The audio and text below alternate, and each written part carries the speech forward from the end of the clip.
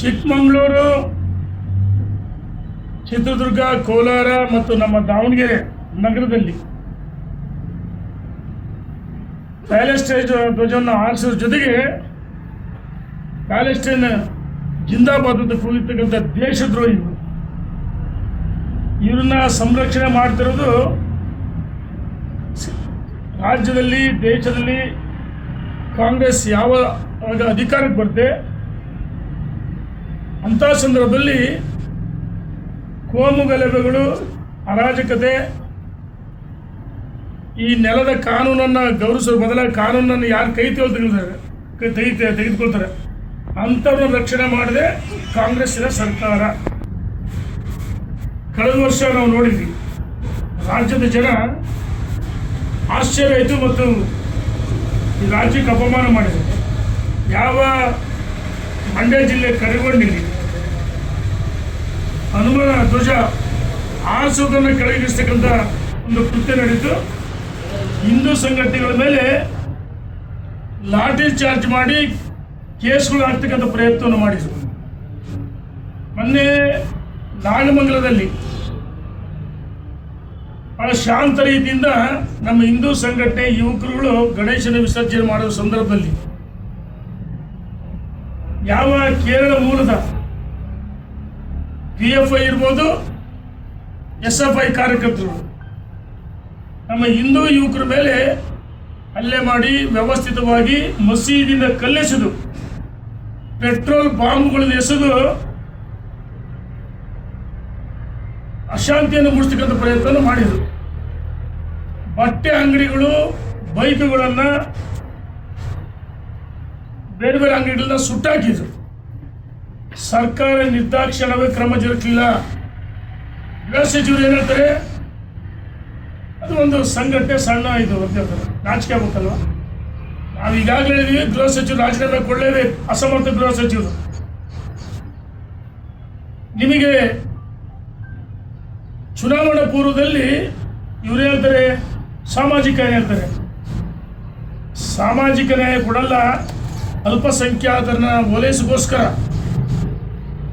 ಇಂಥ ಕೃತ್ಯಗಳಿಗೆ ಕುಮ್ಮಕ್ಕು ಕೊಡ್ತಾ ಇರೋದು ಕಾಂಗ್ರೆಸ್ಸಿನ ಮುಖಂಡರು. ನಾನು ಕೇಳಕ್ಕೆ ಇಚ್ಛೆ ಪಡ್ತೀನಿ, ದಾವಣಗೆರೆ ನಗರದಲ್ಲಿ ಇಡೀ ವಿದ್ಯುತ್ ಕಂಬಗಳಿಗೆ ಅದೇ ಕೇಸರಿ ಫ್ಲೆಕ್ಸ್ಗಳು, ಧ್ವಜಗಳನ್ನು ಕಟ್ಟಿದ್ರೆ ಪೊಲೀಸ್ ಇಲಾಖೆ, ಜಿಲ್ಲಾಡಳಿತವನ್ನು ತೆರವುಗೊಳಿಸ್ತಾರೆ. ಕಳೆದ ವರ್ಷ ತೆರವುಗೊಳಿಸಿದ್ರು. ಈಗ ಅದನ್ನು ವೈಭವೀಕರಿಸೋದಕ್ಕೆ ಅವಕಾಶ ಮಾಡಿಕೊಡಿದ್ರೆ ಕೇಳ್ತೀವಿ ನಾವು ಜಿಲ್ಲಾಡಳಿತಕ್ಕೆ. ನಾಚಿಕೆಗಳು ನಿಮಗೆ ಜಿಲ್ಲಾಡಳಿತಕ್ಕೆ? ಪೊಲೀಸರು ಕಾಕಿ ಬಟ್ಟೆ ಹಾಕಿಂದಿರೋ ಅಥವಾ ಅವ್ರು ಗುಲಾಮರಾಗಿ ಕೆಲಸ ಮಾಡ್ತಿರೋ, ಕಾಂಗ್ರೆಸ್ ಏಜೆಂಟ್ರಾಗಿ ಕೆಲಸ ಮಾಡ್ತೀರಿ? ನಾಚಿಕೆ ಆಗಲ್ಲ ನಿಮಗೆ? ನಾನು ಕೇಳಕ್ಕೆ ಇಚ್ಛೆ ಪಡ್ತೀನಿ ಸರ್ಕಾರಕ್ಕೆ, ಇನ್ನು ಮುಂದೆ ಈ ರೀತಿಯಲ್ಲಿ ಘಟನೆ ನಡೆದರೆ ಆ ಬಂಟ್ವಾಳದಲ್ಲಿ ಒಬ್ಬ ಹೇಳ್ತಾನೆ ಮೊಹಮ್ಮದ್ ಶರೀಫ್ ಸವಾಲಾಗ್ತಾನೆ. ನಾವು ಹೇಳ್ತಾ ಇದೀವಿ, ನೋಡಿ ಬನ್ನಿ ನೋಡೋಣ ಮೆರವಣಿಗೆ ಅಂತ ಹೇಳ್ತಾರೆ. ನೀವಿರುವುದು ಪಾಕಿಸ್ತಾನ, ಬಾಂಗ್ಲಾದಲ್ಲ, ಪ್ಯಾಲೆಸ್ಟೈನ್ ಅಲ್ಲ, ಭಾರತ ಮಾತೆಯ ಮಡಿಲಲ್ಲಿ ಭಾರತೀಯ ಮಾತೆಯ ಮಕ್ಕಳಾಗಿರ್ಬೇಕವೇನ ನೀವು ಈ ದೇಶದಲ್ಲಿ ಇದ್ದು ಹಿಂದೂಗಳನ್ನ ಅಪಮಾನ ಮಾಡಿದ್ರೆ, ಅವಮಾನ ಮಾಡಿದರೆ, ಹಿಂದೂ ದೇವತೆಗಳ ಅಪಮಾನ ಮಾಡಿದರೆ ಈ ಸರ್ಕಾರ ತಕ್ಷಣಾಂತರ ಗಡೀಪಾರು ಮಾಡಬೇಕು. ಅದೇ ದೇಶಕ್ಕೆ ಅವ್ರು ಓಡಿಸ್ಬೇಕು, ಗಲ್ಲಿಗೆ ಹಾಸ್ಬೇಕು. ಕಂಡಲ್ಲಿ ಗುಂಡಿಕ್ಕಿ ಹೊಡೆದಾಗ ಮಾತ್ರ, ಕಂಡಲ್ಲಿ ಗುಂಡಿಟ್ಟು ಹೊಡೆದಾಗ ನೀವು ಭಾರತ ಮಾತೆಯ ಮಕ್ಕಳಾಗ್ತೀರಿ. ಕಾಂಗ್ರೆಸ್ ಕೇಳಕ್ಕೆ ಇಚ್ಛೆ ಪಡ್ತೀವಿ. ಇನ್ನು ಮುಂದೆ ಪೊಲೀಸ್ ಸರ್ಕಾರ ಕ್ರಮ ತೆಗೆದುಕೊಂಡಿದ್ರೆ ನಾವು ಹಿಂದೂಗಳು ಹೇಳಿಗಳಲ್ಲ, ನಮಗೂ ಬರುತ್ತೆ ಸಶಸ್ತ್ರ ಹಿಡಿಯೋಕ್ಕೆ.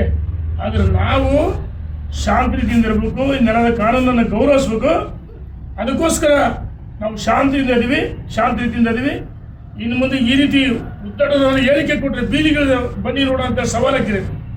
ಆ ಸವಾಲನ್ನು ಈಗಾಗಲೇ ನಮ್ಮ ಹಿಂದೂ ಸಂಘಟನೆಗಳು, ಯುವಕರು ಸ್ವೀಕರಿಸಿ ಬೀದಿಗೆ ಹೋಯ್ತು.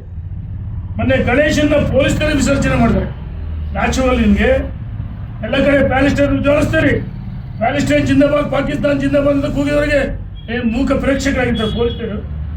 ನಿಮಗೆ ಹೋಮ್ ಮಿನಿಸ್ಟರ್, CM, DCM ಅವ್ರಿಗೆ ರಕ್ಷಣೆ ಯಾರು ಭಾರತ ಮಾತೆಯ ಮಕ್ಕಳು ಭಾರತ ಮಾತೆಗೆ ಜಯ ಅಂದರೆ ಅವರನ್ನು ಬಂಧಿಸ್ತೀರಿ.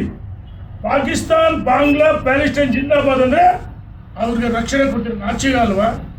ಇನ್ನು ಮುಂದೆ ಇಂಥ ಘಟನೆ ನಡೆದು ಸಹಿಸಲ್ಲ ಅಂತೇಳಿ ನಾನು ಎಚ್ಚರಿಕೆಯನ್ನು ಕೊಡ್ತೀನಿ. ಇದೇ ರೀತಿ ನಡೆದರೆ ಈ ದೇಶದಲ್ಲಿ ಕಾಂಗ್ರೆಸ್ ಹೆಂಗೆ ಧೂಳಿಪಟ್ಟಾಗಿದೆ, ರಾಜ್ಯದಲ್ಲೂ ಧೂಳಿಪಟ್ಟಾಗುತ್ತೆ ಅಂತೇಳಿ ಎಚ್ಚರಿಕೆ ಕೊಡ್ತಾ ಇದ್ದೀನಿ.